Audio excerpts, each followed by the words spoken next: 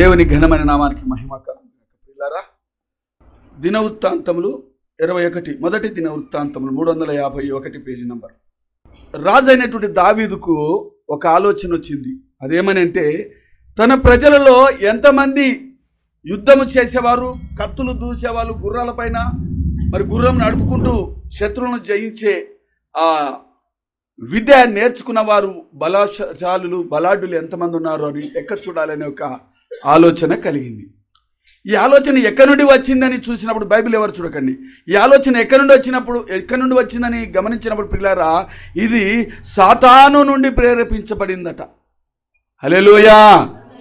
సాతానుని యొక్క ఆలోచన నుండి వచ్చింది కనుక ఈ ఆలోచన తన సేవకుడైన సేనాధిపతి అయిన యోవాబుతో రాజు అయిన దావీదు చెప్తా ఉన్నాడు, అయ్యా నీకు ఈ ఆలోచన ఎందుకు వచ్చింది?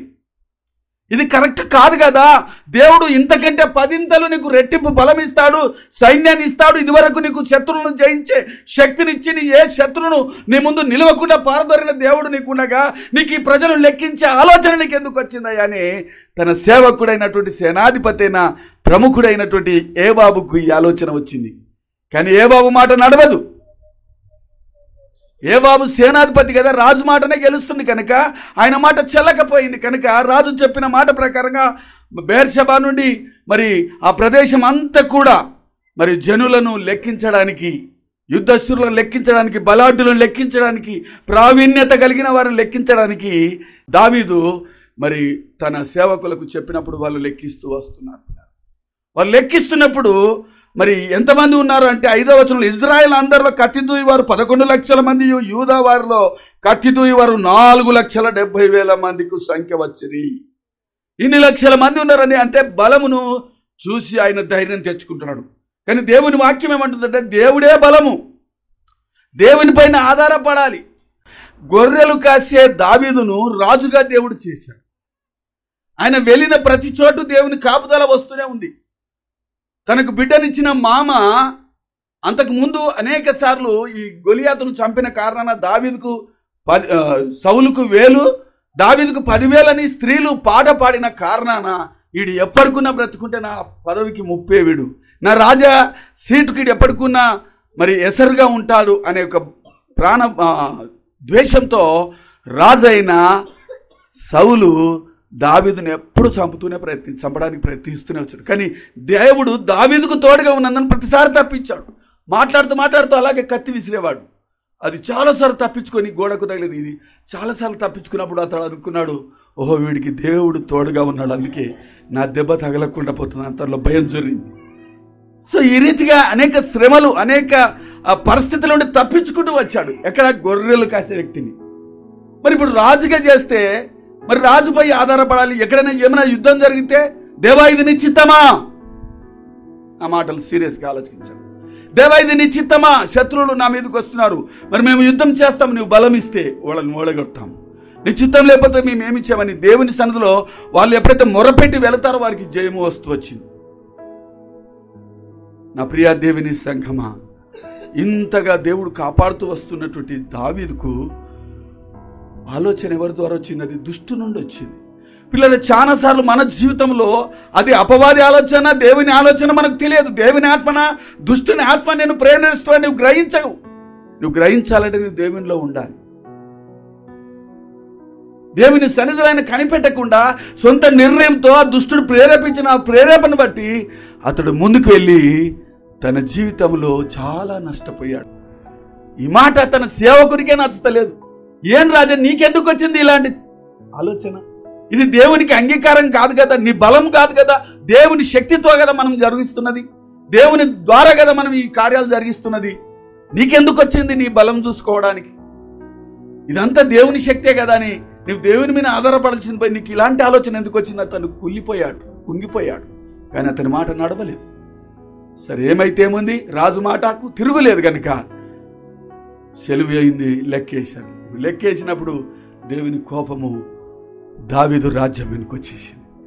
నేను నిన్ను గొర్రెల దొడ్డిలో నుండి ఒక మామూలు వ్యక్తిని నిన్ను ఇజ్రాయెలుకు రాజుగా చేస్తే నా పైన ఆధారపడవలసిన నీవు అనేక సార్లు శత్రువుని నీకు తప్పిస్తూ నేను ఇంతవరకు తీసుకొని వస్తే నువ్వు నాపై ఆధారపడకుండా నీ తెలివి పైన, నీకు బలం పైన, నీకున్న రాజ్యం పైన, నీలో పనిచేసే ఆ యొక్క యుద్ధ నేర్పరుల పైన నువ్వు ఆధారపడుతున్నావు కదని దేవునికి కోపం వచ్చి ఒక గుణపాఠాన్ని మరి దేవుడు దావీదు జీవితంలో ఆయన పంపుతున్నాడు. అది ఏంటంటే ఒక చాలా ఆశ్చర్యకరమైనటువంటి ఆ విషయాన్ని దేవుడు మనకు చెప్తున్నాడు. దేవుని కోపము దావీదు పైన వచ్చేస్తుంది. ఏమని సేవకునికి చెప్పాడు, నువ్వు కాదు, నువ్వు వెళ్ళు, నేను 3 విషయాలు ఆయన ముందు నేను ఉంచుతున్నాను. ఈ 3 విషయాలు ఆయన ముందు ఉంచి ఏది కావాలో ఒకటి కోరుకో. 3 శిక్షలే. ఒకటి ఏంటి? 3 సంవత్సరములు కరువును నీ ప్రజలు నీవు భరించడం నువ్వు తట్టుకొనగలవా? నంబర్ 2, 3 నెలల పాటు నీ శత్రువులు నువ్వు తరుముతుంటే శత్రువుల తాటికి తట్టుకోలేక నువ్వు పారిపోవడం సహిస్తావా? అది 2వ పాయింట్ చూసుకో. మరి 3వది, 3 దినముల పాటు దేశమందు యెహోవా కత్తి అనగా తెగులు కరోనా లాంటి తెగులు చేత అనేకులు నాశనం కావడం. ఈ 3 ఏ ఆప్షన్ చేసుకుంటా ఉన్నారు? 3 ఆప్షన్స్ కూడా కఠినంగానే ఉన్నాయి. 3 సంవత్సరాలు కరువును భరిస్తావా? ఎవరు మనల్ని కొట్టరు కానీ ఆహారం లేకుంటే ఎలా బ్రతకాలి? చచ్చిపోవాలనా? 3 సంవత్సరాలంట. 3 సంవత్సరాలు కరువు దాడికి తట్టుకుంటావా? 3 నెలల పాటుకు నీ శత్రువులు తరుముతుంటే వాళ్ళ బలం ముందు నువ్వు పారిపోతావు. ఆ పారిపోవడానికి ఇష్టపడతావా? 3వది, 3 దినములు దేవుని తెగుళ్ళ చేత నాశనం చేయడానికి, నీ రాజ్యంలో అనేకులు నాశనం చేయడానికి ఇస్తాను. ఈ 3 ఏ ఆప్షన్ని ఒప్పుకుంటాను? ఇక్కడ జరిగింది ఏంటంటే 3 ఆప్షన్లు ఇచ్చినప్పుడు దావీదు ఏం చేయాలో ఆలోచించక ఒక ఆలోచనకు వచ్చాడు. 3 సంవత్సరాల కరువు వద్దు. ఎందుకంటే ఈ కరువులో ప్రజలను ఆశపడితే ప్రజలు ఎవరు కనికరించరు. ఎవరిని స్వార్థం వాడే చూసుకుంటాడు, ఎవరిని కడుపు వాడే నింపుకుంటాడు. కనుక మనుషులను నమ్ముట కంటే యెహోవాను ఆశ్రయించడమేలని మరి దావీదు దేవునిపై ఆధారపడడానికి ఆప్షన్ వద్దన్నాడు. 2వది ఏంటి? శత్రులు తరుముతుంటే వాళ్ళ శక్తి ముందు నిన్ను అనగగొట్టినప్పుడు, నువ్వు అణిచివేయబడ్డప్పుడు వాళ్ళ తాకిడికి నువ్వు తట్టుకోలేక పారిపోతే ఆ అవమానాన్ని నువ్వు భరించలేవు. ఎందుకంటే ఈ మనుషులు ఎలాంటి వారంటే కారణం లేని వాళ్ళు. ఈ మనుషులు స్వార్థప్రాయులు. ఈ మనుషులు మరి బహు భయంకరమైనటువంటి వారు, ప్రేమ లేని వారు. కనుక నేను మనుషుల చేతిలో పడను. అందుకే నాకు 3వ ఆప్షన్ ఏంటంటే 3 దినములు యెహోవా కత్తి అనగా తెగులు చేత. ఇది దేవునికి నాకును మధ్యగా ఉన్నది. కనుక నేను చేసిన ఈ తప్పుకు నేను దేవుని బతిమలాడుకుంటాను, దేవుడు కరుణిస్తాడేమో, కానీ ఈ మనుషుల చేతిలో నేను పడడం నాకు వద్దనుకున్నాడు. చూడండి, కష్టములలో కూడా అపాయంలో కూడా దేవుడు ఉపాయాన్ని దేవుడు దావీదుకి ఇచ్చాడు. దావీదు తప్పు చేశాడు, దేవుడు దృష్టిలో అవిధేయుడయ్యాడు దావీదు. కానీ దేవుడు అతడు ఏమంటే దేవునిపైనే, దేవా నువ్వు నన్ను కొట్టినా, నువ్వు నన్ను శిక్షించినా, ఎంతైనా నువ్వు మహావాత్సలము కలిగిన దేవుడు నాయన, నీ చేతుల పడుట కంటే నాకు ఇంకా వేరే వద్దు నాయన, చంపినా బ్రతికించినా నీదే. కనుక ఈ 2 ఆప్షన్స్ వద్దు, 3వ ఆప్షన్ నీ చేతిలో పడుతా అని తన సేవకుడు అయిన గాదుతో చెప్పాడు. ఆ మాట వెళ్ళి స్టార్ట్ అయింది ఇక్కడ యుద్ధం. ఒక రోజు కాదు, ఒక పూటకు స్టార్ట్ కాగానే 70,000 మంది కూలిపోయారు. దావీదు అన్న మాట నిజమే ప్రియులారా. కానీ దేవుడు ఆయన ఎందుకు కోపడతాడంటే మనల్ని సరిచేయడానికి. ఎందుకు కోపడతాడు అంటే, ఎందుకు శిక్షిస్తాడంటే దేవునికి దూరమైనప్పుడు. ఇప్పుడు చెప్పాడు బ్రదర్, ఒక మనిషిని ఎలా రాబట్టుకోవాలో ఆయనకు తెలుసు. ఏ స్థితి ద్వారా నువ్వు ఆయనకు బెండ్ అవుతావో ఆయనకు బాగా తెలుసు. ఎందుకంటే ఈ మనిషి ఈనాడు చెప్పిన మాట, నేనైనా నన్ను ఏ రీతిగా లోపరుచుకోవాలి, ఏ రీతిగా ఒక శ్రమ పెట్టి శ్రమ వెనుక కీడు వెనుక మేలును ఏ రీతిగా మేలును దాచి ఉంచాడో నువ్వు గ్రహించాలి. ఎవరు చేశారు తప్పు? రాజైన దావీదుకు చెడు ఆలోచన, ఆ దుష్టుడు పెట్టిన ఆలోచన. ఇది దేవునిది కాదు, ఇది దుష్టునిది అని గ్రహించి దేవుని సన్నిధిలో అడిగింటే ఈ నష్టము జరిగేది కాదు. అంతకుముందు దావీదు ప్రతిది కూడా దేవుని అడిగేవాడు, దేవా ఆ ప్రజలు నేను జయించడానికి నువ్వు బలం ఇస్తావా నాకు అన్నాడు. ప్రతిది కూడా దేవుని సెలవుతోనే వెళ్ళి. మీకు ఒక విషయం తెలుసా, రాజైన దావీదుకు యొక్క శత్రువు కూడా ఉండలేదు. ఎవరిని కూడా ఆయన పైకి అందరిని జయించే శక్తి దావీదుకు ఇచ్చాడు. దావీదు మామూలు వ్యక్తి కాదండి. అందుకే దేవుడు చాలా ఇష్టపడతాడు. దావీదుకు శత్రులు చాలా మంది ఉన్నారు, కానీ ఏ వ్యక్తికి కూడా ఆయన నువ్వు చేతికి ఇయ్యలేదు. అందరినీ జయించే శక్తి ఇచ్చాడు. కానీ ఇక్కడ ఆయన చేసిన పొరపాటును బట్టి తన రాజ్యంలో 70,000 మంది చనిపోయినప్పుడు ఇప్పుడు దావీదు కరుణ కాదు, అక్కడ దేవుడే కరుణిస్తున్నాడు. ఏమనంటే ఆపో, తన దేవదూతకు చెప్తున్నాడు. ఆయన ఖడ్గం పట్టుకొని నిలబడి ఉన్నాడట. ఒర్నాను కలం దగ్గర ఆగిపోయి ఉన్నాడు. ఆపరా బాబు ఆప అన్నాడు. తట్టుకోలేకపోయాడమ్మా మనం ఆరాధించే దేవుడు. ఒకవైపే చూస్తాం మనం ఒక మనిషిని కానీ దేవుని విషయాల్లో కానీ ఇంకొక వైపు కూడా మనం గమనించాలి. ఆయన దయ ఆయుష్కాలం అంతా ఉంటుంది. ఆయన ప్రేమ కలిగిన దేవుడు. ఆపు అన్నాడు. సంతాపం పొందాడు. ఆయన బాధపడుతున్నాడు. తప్పు చేసింది మనిషి, కానీ దేవుని ఉగ్రతను అణుచుకొని అయ్యో నేను ఎందుకు తప్పు చేశాను కదా, తెలియని ప్రజలని ఆయన వెంబడే కరుణించి ఆపేయమన్నప్పుడు అక్కడ వర్ణాను కళ్ళ దగ్గర ఆ దేవదూత ఖడ్గం పట్టుకుని ఆగిపోయాడు. ఇప్పుడు దావీదు చూసినప్పుడు దావీదుకు ఏమైంది చూడండి, అక్కడ చదవండి. చూడగా భూమి ఆకాశముల మధ్యన వరదీసిన కత్తి చేత పట్టుకొని,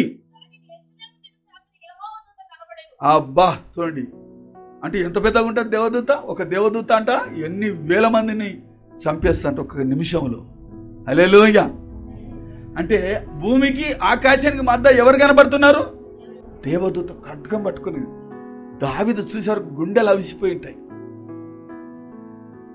యెరూషలేముకి రెడీగా ఉన్నాడు. ఇంకా స్టార్ట్ అంటే మళ్ళా 70,000 మంది లేపట్టు. రాజ్యం 3 రోజులు ఏమైపోతుందో నాకు తెలియదు, ఎవరు మిగిలరు. కానీ 70,000 మందికే దేవుడు. అప్పుడు దావీదు ఇంకా పశ్చాత్తాప పడలేదమ్మా. దావీదు గొప్ప చెప్పట్లేదు, దేవుని గొప్పని నేను ప్రకటిస్తున్నాను. తర్వాత దావీదు కూడా చేశాడు. అంటే మనం ఆరాధించే దేవుడు ఎంత కోపిస్తో, ఎంత ఉగ్రతను నువ్వు చూస్తున్నావు, అలాగే ఆయన కరుణను కూడా నువ్వు వాళ్ళు చూడాలి. అని అందుకే ఎల్లప్పుడు నేను కోపించువాడను కాను. అలాగే నేను ఎల్లప్పుడు కోపించే వ్యక్తిని అయితే నేను సృష్టించిన నరుల ఆత్మ క్షీణిస్తుంది కనుక నేను నా దయ, నా కోపం నిమిషమే, నా కోపం కొంచెం సేపే, కానీ ఆ తర్వాత ఆయుష్ దయ నీ జీవితకాలం అంతా ఉంటుంది. చెప్పటి కొడితే పెడతా. కష్టం వచ్చినప్పుడు దేవుని తిడతారు, ఏం దేవుడు నాకు ఇదా జరుగుతుంది, చాలా బాధపడతాం, కుంగిపోతాం, నిరుత్సాహానికి గురవుతాం. కానీ ఒక కీడు వెంబడి మేలు దాగి ఉంటుందని నువ్వు గ్రహిస్తే నీ జీవితంలో అద్భుత ఆశ్చర్యక్రియలు మీరు చూస్తావని గ్రహించాలి. ఇప్పుడు ఏం చేశాడు దావీదు? ఏం చేశాడు చెప్పండి? గోనెపట్ట దేనికి సాదృశ్యం? ఉపవాసము, పశ్చాత్తాపం. మెయిన్ పాయింట్ అది, పశ్చాత్తాపం. అయ్యో నేను తప్పు చేశాను అని రాజులు, ఇప్పుడు ప్రధానులు అందరూ కూడా ఏం చేశారు? రాజవస్త్రాలను పక్కకెట్టేసి వారు గోనె బట్టలు ఎక్కడ కాళ్ళ కింద వేస్తారా? అలా అనుకుందాం.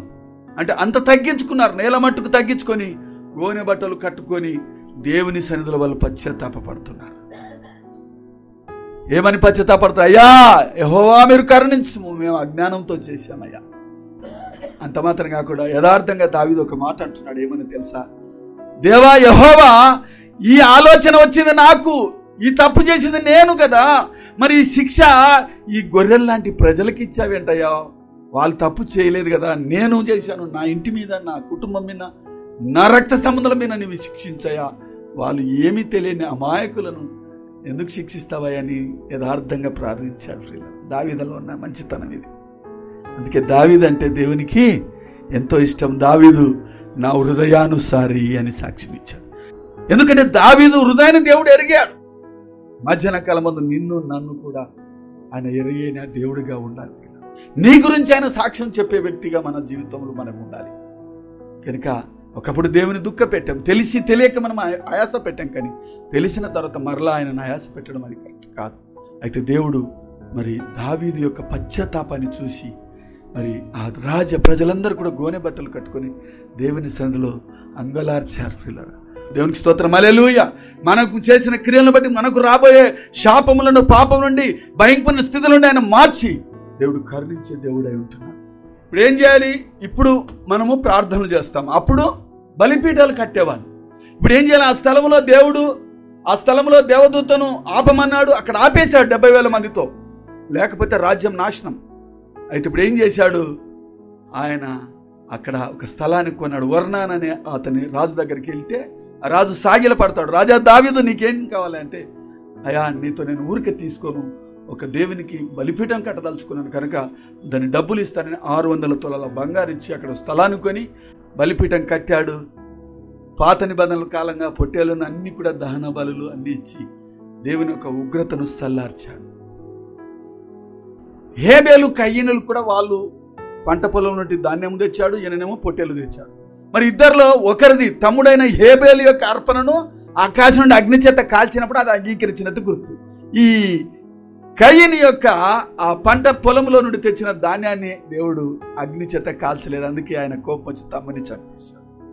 కానీ ఇక్కడ దావీదు యొక్క అర్పణ, thank you, God bless you. మన ప్రార్థన, మన విజ్ఞాపన, మన పశ్చాత్తాపము అంగీకారముగా ఉండాలి ప్రియులారా. ఆయన క్షమించుటకు సిద్ధ మనసు కలిగిన దేవుడు. ఆయన కనికరము చూపుటైందు ఆయనతో సమమైన వాడు ఎవడు లేడు. మీకా 7:18 ప్రకారం నువ్వు ఎలాంటి స్థితిలో ఉన్నా సరే నీ స్థితిని ఒప్పుకొని నువ్వు పశ్చాత్తాపడగలిగితే దావీదును క్షమించిన దేవుడు, దావీదు సైన్యాల్లో దావీదు ప్రజలను సంహరించకుండా దేవుడు కృప చూపిన దేవుడు. ఈ మధ్యాహ్న కాలమందు ఏ స్థితిలో, ఏ అజ్ఞానంతో, ఏ సమస్యతో నువ్వు నలిగిపోతున్నావో, ఇంతవరకు నువ్వు ఎంత నష్టపోయి ఉన్నావో నాకు తెలియకపోవచ్చు ప్రియా దేవుని సంగమా. దావీదు పడ్డ తర్వాత అబ్బా అంటున్నాడు, కానీ మనం పడకముందే దేవుని వైపు నువ్వు చూడగలిగితే ఈ మధ్యాహ్న కాలమందు నువ్వు బలిపీఠం అంటే యేసయ్యకు పాదాల దగ్గర నువ్వు బలిపీఠం అనే ప్రార్థన బలిపీఠం కట్టాలి. నువ్వు బలులు పొట్టెలు ఇవ్వాల్సిన అవసరం లేదు. యేసయ్య నీ కొరకు బలి అయిపోయాడు, ఆయన గొర్రెపిల్లగా అయిపోయాడు. కనుక నువ్వు ప్రార్థన అనే బలిపీఠం కట్టాలి. నీ పాపములు, మన పాపములు, మన అవిధేతలు దేవుని సన్నిధిలో యథార్థంగా ఒప్పుకోవాలి. దావీదు ఎంత యథార్థంగా ఒప్పుకున్నాడు, అయ్యా తప్పు చేసింది నేనయ్యా, అన్యం పుణ్యం ఎరిగిన ప్రజలు ఏం చేశారయ్యా, శిక్ష ఏంటో నా మీద, నా పిల్లల మీద, నా కుటుంబం మీద అయ్యా అన్నాడు. ఇంత యథార్థంగా నీ జీవితంలో నీ ప్రార్థన ఉండాలి, నీ మాటలు యథార్థంగా ఉండాలి, నీ ఆలోచనలు యథార్థంగా ఉండాలి, కుయుక్తిగా ఉండకూడదు. నీ యొక్క జీవితము, నీ భక్తి జీవితము ఒక తెల్లని కాగితం వలె ఉండాలి, మచ్చ డాగు లేకుండా ఉండాలి. అప్పుడు నీ పశ్చాత్తాపాన్ని దేవుడు అంగీకరిస్తాడు, నీ మొర వింటాడు. అందుకే నీతిమంతుని ప్రార్థన మనపూర్వకమైనది, బహు బలము కలిగినది. ఎందుకు మన ప్రార్థన బలంగా లేవు? అంతరంగం ఒకటి, బయటికి ఒక లేకున్నామేమో నాకు తెలియదు. ఒకవేళ ఆ స్థితిలో ఉంటే దావీదు యథార్థంగా ఒప్పుకున్నాడు, అయ్యా అమాయకమైన ప్రజలను వదిలిపెట్టయ్యా, తప్పు చేసింది నేనయ్యా. అలాంటి యథార్థత నీకుంటే నువ్వే స్థితిలో ఉన్నావు, ఏ అవిధేయతను బట్టి నువ్వు నష్టపోయావు నాకు తెలియదు, నీకు తండ్రికి తెలుసు. నీ స్థితిని నువ్వు ఒప్పుకొనగలిగితే దావీదును క్షమించిన దేవుడు. దావీదు ఇలా ఇన్ని శ్రమలు వచ్చిన దావీదు తెలుసా మీకు, ఆయన నిండు వృద్ధాప్యంలో ఆయనను పితరులతో చేర్చాడు. ఏ శత్రువు కత్తికి శత్రువుల చేతులు చచ్చిపోయలేదండి. ముసలితనంలో చనిపోయాడు. అంటే దేవుడు ఎంత కాపాడాడు ఆయన. నేను ఎందుకు అంటున్నాను ఈ మాట అంటే, ఎంతమంది శత్రువులు కదా, ఎవరో యుద్ధంలో చచ్చిపోవాలి కదా. కానీ దావీదు నా హృదయానుసారి. దావీదు అంటే దేవునికి అంత ఇష్టం. అందుకే దావీదు తప్పు చేయలేదా, చేశాడు. మనం తప్పు చేయలేదా, చేశాం. మరి దావీదు ఎందుకు అంగీకరించబడ్డాడు? నీవు అంగీకారంగా ఉండాలి. మధ్యాహ్న కాలం హల్లెలూయా. ఆ కత్తి ఏం చేశాడు దేవుడు? అనే వరకు ఏమన్నాడు? కత్తి వరలో పెట్టింది, యుద్ధము అక్కడ సమాధానం వచ్చేసింది, తెగులు ఆగిపోయింది. దావీదు ప్రార్థన విన్నాడు. ఈ మధ్యాహ్న కాలం మన ప్రార్థన వినడానికి దేవుడు సిద్ధంగా ఉన్నాడు. నాకు ఇష్టమైన మాట ఏంటంటే, దేవా అమాయకులేని ప్రజలను విడిచిపెట్టయ్యా, తప్పు నేను చేశాను నీ యథార్థంగా ఒప్పుకొనగలిగితే, క్షమించడానికి సిద్ధ మనసు కలిగిన దేవుడు. ఆయన ముందు మనం ఎంత ఏ స్థితిలో ఉన్నా నేను క్షమించడానికి సిద్ధంగా ఉన్నాడు. దావీదు లాంటి శ్రమలు నీకు నాకు వస్తాయి, వస్తాయి. కనుక దేవుని సన్నిధిలో మనం ఒప్పుకొనగలిగితే ఆ కత్తి వర దేవదూత వరలో పెట్టేసి, ఇప్పటికి జరిగిన నష్టాలు చాలు, ఇంకా చాలు. నీ కుటుంబంలో, నీ పరిస్థితుల్లో ఈ పరిస్థితులు రాకుండా ఉండాలంటే నువ్వు బలిపీఠం, ప్రార్థన బలిపీఠం కట్టి నువ్వు పశ్చాత్తాపడు. ఈ మధ్యాహ్న కాలం మంది నీ ప్రార్థన వినబోతున్నాడు. కళ్ళు మూసుకుంటే ప్రార్థన మన మధ్యలో తనుజ వచ్చిన ప్రార్థన చేయమా.